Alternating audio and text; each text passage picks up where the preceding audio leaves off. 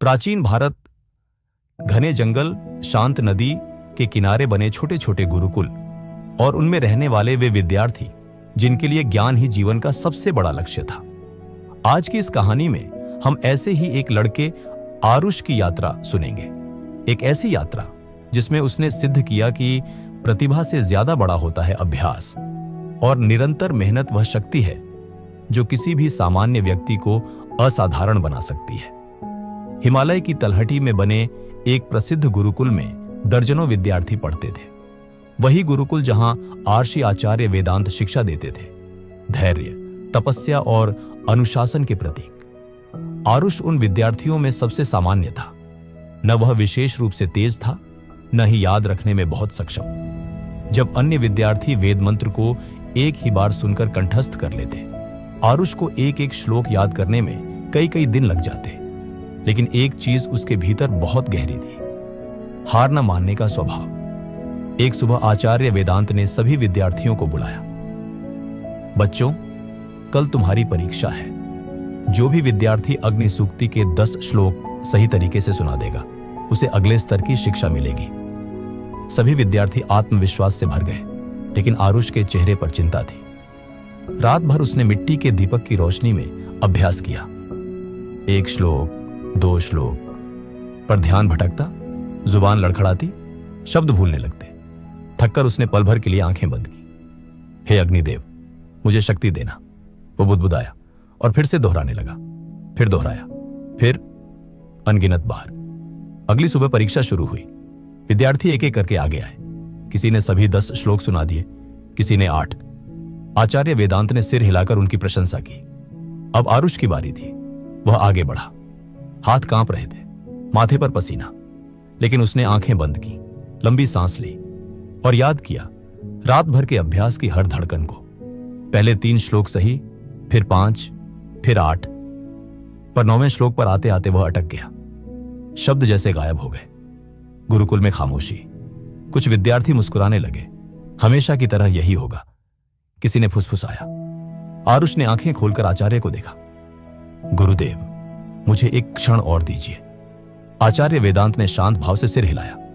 आरुष ने फिर से आंखें बंद की और अचानक उसे याद आ गया। 9वां, फिर 10वां श्लोक, सटीक, स्पष्ट और पूर्ण भूल रहित। सामने बैठे सभी विद्यार्थी चकित रह गए। परीक्षा खत्म होने के बाद आचार्य वेदांत ने सभी विद्यार्थियों को एकत्र किया और बोले, तुम सबने आज अच्छा किया, लेकिन एक बात स्पष्ट है, प्रतिभा जन्म से मिलती है, पर कौशल अभ्यास से, और अभ्यास वह कुआं है जिसे हर व्यक्ति स्वयं खोदता है। आज आरुष ने हमें यही सिखाया है। जो बच्चा साधारण समझा जाता था, वही सबसे कठिन परीक्षा पार कर गया, क्योंकि उसने अभ्यास किया और किया, और तब तक किया जब तक विजय उसके कदमों में नहीं आ गई। आरुष की आंखें नम थी। इतने दिनों की मेहनत पहली बार सार्थक होती महसूस हुई। कुछ महीनों बाद गुरुकुल में एक बड़ी घोषणा हुई। राज्य के महामहिम द्वारा आयोजित वार्षिक विद्या प्रतियोगिता। इसमें भाग लेने वाले विद्यार्थियों को दर्शन, वेद, तर्कशास्त्र और युद्ध कला, 4 विषयों में अपनी योग्यता दिखानी होती थी। गुरुकुल के सबसे तेज विद्यार्थी वरुण को सब विजेता मानकर चल रहे थे। वह चतुर था, तेज था और स्वभाव से थोड़ा घमंडी भी। लेकिन आचार्य वेदांत ने अप्रत्याशित रूप से आरुष को भी उसके साथ भेजने का निर्णय लिया। वह चौंक गया। गुरुदेव, पर क्यों? मैं तो वरुण जैसा प्रतिभावान भी नहीं। आचार्य मुस्कुराए। वरुण की शक्ति उसकी बुद्धि है, और तुम्हारी शक्ति, तुम्हारा अभ्यास, प्रतियोगिता में दोनों की जरूरत पड़ेगी। सभी विद्यार्थी अपनी अपनी तैयारी में लग गए, लेकिन वरुण के मन में अहंकार बढ़ने लगा। वह अक्सर कहता, आरुष, तुम क्यों आ रहे हो? यह प्रतियोगिता तुम्हारे बस की नहीं। आरुष मुस्कुराकर जवाब देता, मैं बस अपनी पूरी कोशिश करूंगा। और वह करता भी था। सुबह सूर्योदय से पहले उठकर अभ्यास, दिन में गुरु उपदेश, रात को देर तक अध्ययन। धीरे धीरे उसके अंदर वह सामर्थ्य जागने लगा जिसकी उसे खुद को भी उम्मीद नहीं थी। राजमहल के विशाल प्रांगण में प्रतियोगिता आरंभ हुई। 4 बड़े मंच बने थे, ज्ञान, तर्क, स्मरण शक्ति और शारीरिक कौशल के। जनसमूह उमड़ पड़ा। राजा स्वयं उपस्थित थे। पहला चरण, ज्ञान प्रतियोगिता। वेद, उपनिषद और स्मृतियों से कठिन प्रश्न पूछे गए। वरुण ने अधिकांश प्रश्नों का उत्तर तेजी से दिया। आरुष भी ठीक उत्तर दे रहा था, लेकिन उसका आत्मविश्वास थोड़ा हिल रहा था। दूसरा चरण, तर्क कौशल। जटिल कथनों पर बहस करनी थी। इस बार वरुण का प्रदर्शन उत्कृष्ट रहा। आरुष ने अपनी पूरी कोशिश की, लेकिन औसत ही रहा। जनसमूह में चर्चा होने लगी। विजेता तो वरुण ही होगा। पर असली मोड़ तीसरे चरण के बाद आया।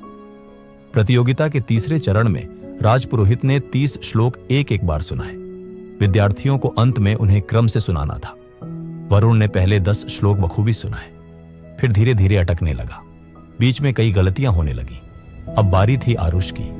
सभी की नजरें उस पर थीं। राजा, मंत्री, पुरोहित, पूरी सभा।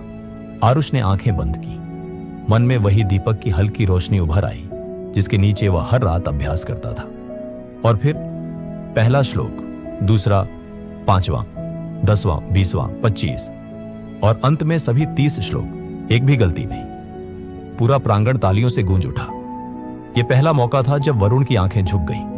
अब अंतिम चरण, धनुर्विद्या। वरुण इसमें भी निपुण था। उसने पहले ही निशाने में भेद कर दिया। अब सबकी निगाहें आरुष पर थीं। लेकिन यह परीक्षा केवल कौशल की नहीं थी। यह नियंत्रण, धैर्य और अभ्यास की थी। हवा चल रही थी। लक्ष्य बहुत दूर था। आरुष ने धनुष उठाया, डोरी तानी। एक क्षण के लिए चारों तरफ की आवाजें गायब हो गईं। उसे याद आया, आचार्य की सीख, जिसे अभ्यास ने गढ़ा है उसे कोई विचलित नहीं कर सकता। उसने तीर छोड़ा, सीधा लक्ष्य पर जा लगा। मुख्य निर्णायक खड़े हो गए। इस वर्ष का विजेता आरुष। जनसमूह खुशियों से भर गया। वरुण भी आगे आया और पहली बार उसके चेहरे पर ईमानदार सम्मान था। तुम सच में महान हो मित्र। मैंने तुम्हें कम करके आंका था। प्रतियोगिता खत्म होने के बाद गुरुकुल लौटते समय आचार्य वेदांत ने अपने सभी शिष्यों को बुलाया और बोले, बच्चों, आज तुमने यह देख लिया कि बुद्धि, ताकत, तेज दिमाग, ये सब महत्वपूर्ण है, लेकिन सबसे अधिक शक्तिशाली है अभ्यास। अभ्यास वह कुंजी है जो किसी भी ताले को खोल सकती है। असफलता का ताला, डर का ताला, अज्ञान का ताला और यहां तक कि किस्मत का ताला भी। जिस व्यक्ति में निरंतरता है, वही व्यक्ति समय को अपनी मुट्ठी में कर सकता है। वही साधारण से असाधारण बन सकता है। आज आरुष ने यही सिद्ध किया है। आरुष ने श्रद्धा से गुरु के चरणों में झुककर कहा, गुरुदेव, मैं तो बस आपकी सीख का पालन कर रहा था। आचार्य मुस्कुराए। यही तो अभ्यास कहलाता है पुत्र। सीख को जीवन में उतारना, बार बार, जब तक सफलता स्वयं तुम्हारे सामने झुक ना जाए। यह कहानी सिर्फ प्राचीन भारत की कथा नहीं, यह हम सभी की जिंदगी का आईना है। हम में से कई लोग सोचते हैं, मैं उतना तेज नहीं, मुझसे याद नहीं होता, मेरे पास टैलेंट नहीं। लेकिन याद रखना, टैलेंट जीत नहीं दिलाता, ट्रेनिंग दिलाती है। प्रतिभा आगे बढ़ाती है, अभ्यास शिखर तक पहुंचाता है। अगर तुम्हारे पास सपने हैं, उनके लिए हर दिन थोड़ा थोड़ा अभ्यास शुरू करो। धीरे धीरे, कदम दर कदम, तुम्हारी मेहनत ही तुम्हें वहां ले जाएगी जहां आज तुम सोच भी नहीं सकते। दोस्तों, अगर आपको यह कहानी पसंद आई हो तो जिंदगी राइज को जरूर सब्सक्राइब करें।